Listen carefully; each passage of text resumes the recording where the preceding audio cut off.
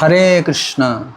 तो आज आम आसिक पहुँचु भुवनेश्वर रे एवं यही जो जगार अच्छे हूँ गोटे स्पेशल जगह ये आम पहुँचु घाटिकिया भुवनेश्वर घाटिकिया।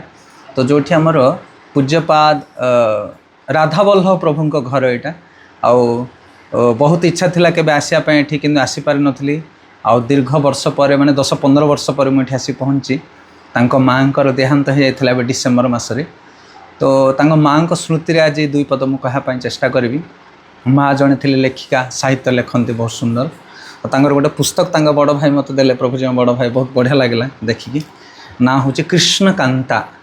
तो ए माँ को पुस्तक मुझे पढ़ी प्रथम बहुत बढ़िया लगे मत गोटे श्लोक से लिखिं जय जगन्नाथ स्वामी नीलांबुज श्यामल कोमलांगम सीता समारोपित वाम भागम पाणो महासायक चारु चापम नमामि राम रघुवंशनाथ। एथुर जना पड़े जमती रामचंद्र महाप्रभु को माँ बहुत भल पाउथिले। आउे से लिखिं पुस्तक पूरा पुस्तक तो मुझे पढ़ी पर पढ़ी किंतु प्रथम पाराग्राफ रे ही एते सुंदर कथा से लिखिं कि ये जगत रे स्रष्टा सृष्टिकर्ता जेते सब तैयारी करछन्ते जहाँ को भी तैयारी करछन्ते से लिखिं एमती कि गोटे दुब घास ठार आरंभ करी द्रुम पर्यंत दुब घास ठार आरंभ करी द्रुम पर्यंत ये जगत रे समस्त जीवन रे संघर्ष आसे आ समस्ते जीवन रे संघर्ष करुछन्ते एवं संघर्ष ही जन को उन्नत स्तर में पहुँचाए। तो माँ बहुत सुंदर कथा लिखिं कहते दुब समस्त पाद तले गाड़ी रे घोड़ा रे पेशी होई शेष रे शुभ कार्य भगवान को मथरे लगी हुए।